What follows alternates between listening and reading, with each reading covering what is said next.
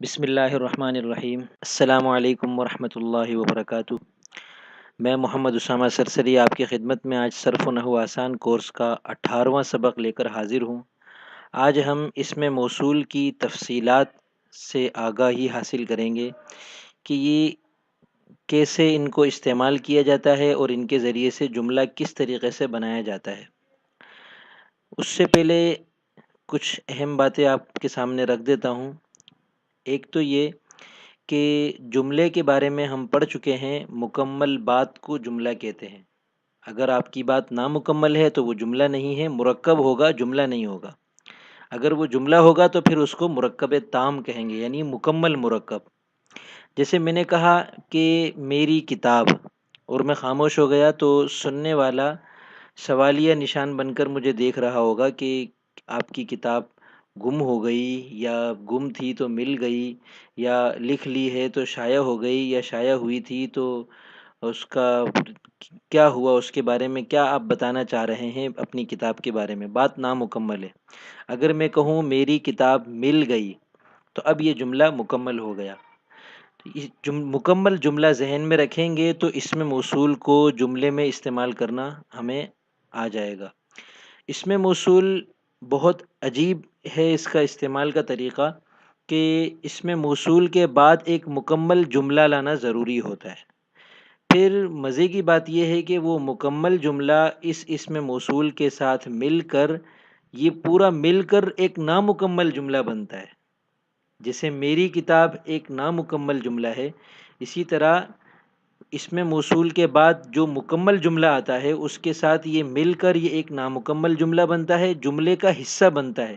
پھر اس کے ساتھ مزید کچھ الفاظ کو ملا کر جملہ مکمل کرنا پڑتا ہے، یا بالفاظ دیگر بات مکمل کرنی پڑتی ہے۔ مثال کے طور پر الذی اس میں موصول ہے، اس کا ترجمہ ہے وہ جو۔ اب ہمیں اسے جملے میں استعمال کرنا ہے، تو اردو میں تو ہم اگر آپ سے کہا جائے کہ بھئی وہ جو کو جملے میں استعمال کریں تو بہت آسان ہے، ہماری مادری زبان ہے، ہم آسانی سے جملہ بنا دیں گے کہ وہ جو کتاب آپ نے مجھے دی تھی وہ مجھے بہت پسند آئی، جملہ بن گیا۔ ہمیں چونکہ ہماری اپنی زبان ہے تو ہم نے یہ غور نہیں کیا کہ ہم نے یہ جملہ مکمل کس طرح کیا۔ تو اس میں موصول کا جو جملہ ہوتا ہے وہ دو جملوں پر مشتمل ہوتا ہے۔ ایک اس میں موصول کے بعد جملہ آتا ہے۔ یہی مثال لے لیجئے کہ وہ جو اسم موصول ہے، کتاب آپ نے مجھے دی تھی، یہ اس کے بعد والا ایک مکمل جملہ ہے۔ کتاب آپ نے مجھے دی تھی، یہ ایک مکمل جملہ ہے، لیکن یہ مکمل جملہ وہ جو کے ساتھ جب ہم ملاتے ہیں تو یہ بنتا ہے وہ جو کتاب آپ نے مجھے دی تھی، تو اب یہ نامکمل ہے۔ اسے مکمل کرنے کے لیے ہم نے پھر آگے جملہ بڑھایا کہ وہ مجھے مل گئی ہے، تو اب یہ پورا مل کر یہ ایک جملہ بنتا ہے۔ یہ اس میں موصول بنانے کا طریقہ ہے۔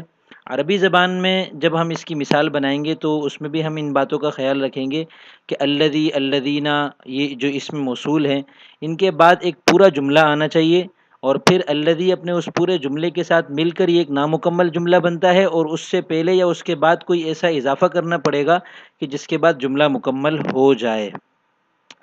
جیسے الذی ہوا قائم، وہ جو کھڑا ہے، تو یہ ہم نے اس میں موصول کی ایک مثال بنائی۔ ہوا قائم مبتدا خبر مل کر جملہ اسمیہ ہے، اور یہ پورا ایک مکمل جملہ ہے، الذی کے بعد آ رہا ہے۔ الذی ہوا قائم کا ترجمہ ہوا وہ جو کھڑا ہے، یہ ابھی نامکمل بات ہے۔ اسے مکمل ہم کئی طریقے سے کر سکتے ہیں، جو ہم کو بات کرنی ہو، جو ہمارا مطلوب و مقصود ہو، اس کے حساب سے ہم بات کر سکتے ہیں۔ جیسے رأیت الذی ہوا قائم، میں نے دیکھا اس شخص کو جو کہ کھڑا ہے، تو میں نے رأیت کا اضافہ کر کے اس جملے کو مکمل کر دیا۔ اس کی اور بھی بہت ساری مثالیں بن سکتی ہیں، اور مثالیں بنانا ظاہر سی بات ہے آپ کا کام ہے۔ یہاں ایک بات میں اور اہم ہے وہ بتا دوں، آپ حضرات کی خدمت میں پیش کر دوں کہ اس میں موصول کے بعد جو مکمل جملہ آتا ہے، اس مکمل جملے کے اندر ضمیر کا ہونا ضروری ہے، ایسی ضمیر جو لوٹ رہی ہو اس میں موصول کی طرف۔ یعنی اگر الذی ہے تو اس کے بعد والے جملے میں ہوا ہونا ضروری ہے، یا پھر ضمیر منصوب ہو ہونا ضروری ہے، یا ضمیر مجرور جیسے بھی، لہو، یہ ضمیر مجرور متصل ہے یہ ہو، یا ضمیر منصوب منفصل ایاہو کوئی بھی ضمیر ایسی ہو جو واحد مذکر غائب کی ہو، خواہ وہ ضمیر کی کوئی بھی قسم ہو. ہم نے جو 5 قسمیں پڑھی ہیں، مرفوع منفصل، مرفوع متصل، منصوب منفصل، منصوب متصل اور مجرور متصل، تو ان میں سے کوئی سی بھی ضمیر الذی کے حساب سے ہونا ضروری ہے. الذی واحد ہے اور مذکر ہے، تو اس لیے ضمیر بھی واحد اور مذکر ہونی چاہیے، اور چونکہ وہ غائب کی ہی ہوگی، کیونکہ حاضر اور متکلم کی ضمیریں لوٹتی نہیں ہیں پیچھے کسی کی طرف. اسی طرح اگر التی ہم استعمال کر رہے ہیں جملے میں، تو اس کی طرف لوٹنے والی ضمیر واحد مؤنث غائب کی ہونا ضروری ہے مکمل جملے میں. الذین ہے تو اس کے حساب سے جمع مذکر غائب کی ضمیر ہونا ضروری ہے، اور اللاتی اللواتی ہے تو ان کے حساب سے پھر جمع مؤنث غائب کی ضمیر ہونا ضروری ہے. اللذانی اور اللتانی ہیں تو تثنیہ کی ضمیر ہونا ضروری ہے. ضمیر بھی ہم پڑھ چکے ہیں پیچھے، جملہ اسمیہ خبریہ بھی پڑھ چکے ہیں، اور یہ ہم اسی تسلسل کے ساتھ بات کو لے کے چل رہے ہیں کہ آگے جو بات ہم کو بتانی ہے اس کی ہر چیز ہم پیچھے مکمل طور پر سمجھ چکے ہوں. تو آج ہم نے اس میں موصول پڑھا، اور اس میں موصول میں ہم نے 2 اہم باتیں پڑھی. ایک یہ کہ اس میں موصول کے بعد ایک مکمل جملہ آتا ہے، جملہ ہم پیچھے پڑھ چکے ہیں ایک سبق میں، اور وہ جملہ اس میں موصول کے ساتھ مل کر ایک نامکمل جملہ بنتا ہے، اور اس کے بعد پھر کچھ اضافہ کر کے، یعنی یا تو اسے ہم مبتدا سمجھ لیں، اس میں موصول اور اس کے بعد والے جملے کو ہم مبتدا سمجھ لیں، اور پھر خبر کا اضافہ کر کے جملہ مکمل کر لیں. اسے ہم خبر سمجھ لیں اور شروع میں مبتدا کا اضافہ کر کے ہم جملہ مکمل کر لیں، تو اس طریقے سے اس میں موصول بن جاتا ہے. اور جو جملہ ہمیں لانا ہے اس کے اندر ضمیر لانا ضروری ہے جو اس میں موصول کی طرف لوٹ رہی ہو. اب آپ کا کام وہی ہے کہ قرآن کریم سے مثالیں بنائیے یا اپنے طور پر مثالیں بنا کر دکھائیے، اور اس کے اندر اس مثال کے بعد یہ ضرور وضاحت کیجیے کہ یہ اس میں موصول ہے، اور یہ وہ جملہ ہے، یہاں سے یہاں تک وہ جملہ ہے جو اس میں موصول کے بعد آ رہا ہے، اور اس جملے کے اندر یہ ضمیر ہے جو اس میں موصول کی طرف لوٹ رہی ہے، اور پھر اس میں موصول اپنے اس بعد والے مکمل جملے کے ساتھ مل کر اب یہ اس آیت یا اس جو ہم نے مثال بنائی ہے اس کے فلانے حصے کے ساتھ مل کر یہ جملہ مکمل ہو رہا ہے. یہ پوری وضاحت کرنا ضروری ہے.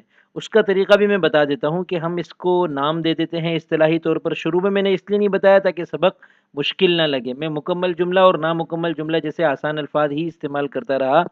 اس کا طریقہ یہ ہے کہ ہم الذی، التی یا اللذانی یا الذین جو الفاظ آتے ہیں ان کے بارے میں ہم ان کا نام تو اس میں موصول ہے، تو ہم کہتے ہیں جیسے رأیت الذی ہوا قائم، میں نے مثال بنائی تھی، تو اس میں یہ کہوں گا کہ الذی اس میں موصول ہے، اور ہوا قائم میں ہوا ضمیر ہے جو الذی کی طرف لوٹ رہی ہے، یہ مبتدا ہے، اور قائم خبر ہے.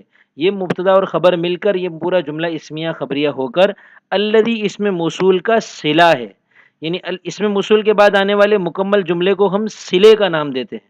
پھر ہم یہ کہتے ہیں کہ یہ موصول اور صلہ مل کر رأیتو جو کہ فعل ہے اس کا یہ مفعول بھی ہے. مفعول بھی کیا ہوتا ہے وہ آگے آ جائے گا، لیکن یہ اتنی مشکل چیز نہیں ہے. رأیتو فعل ہے، اس کا ترجمہ ہے میں نے دیکھا، تو دیکھا فعل ہے، میں فاعل ہوں. جو جملہ ہے ہوا قائم، الذی ہوا قائم موصول صلہ، یہ اس کا مفعول بھی ہے. اس کی ایک آسان مثال اور سمجھ لیں اور پھر انشاءاللہ اس سبق کو ختم کرتے ہیں کہ میں نے آپ کو دیکھا، تو میں فاعل ہوں، دیکھا فعل ہے، اور آپ مفعول بھی ہیں. تو ہر فعل کا ایک فاعل ہوتا ہے اور ایک مفعول بھی ہوتا ہے. زید نے عمر کو مارا، تو زید فاعل ہے، مارا فعل ہے، عمر مفعول بھی ہے. آپ نے سبق کو یاد کیا، یاد کیا فعل ہے، آپ فاعل ہیں، اور سبق مفعول بھی ہے. اسی طرح جو رأیت الذی ہوا قائم ہے، تو اس کی ترکیب ہم اس طریقے سے کر سکتے ہیں کہ رأیت فعل، ضمیر اس کے اندر جو واحد متکلم کی ہے وہ فاعل، اور الذی اس میں موصول، اور آگے ہوا ضمیر ہے جو الذی کی طرف لوٹ رہی ہے، یہ مبتدا ہے، اور آگے قائم اس مبتدا کی خبر ہے. ہوا قائم مبتدا اور خبر مل کر یہ جملہ اسمیہ خبریہ ایک مکمل جملہ بن رہا ہے، اور یہ جملہ بننے کے بعد الذی کا صلہ ہے. الذی اس میں موصول اپنے صلے کے ساتھ مل کر رأیتو کا مفعول بھی ہے.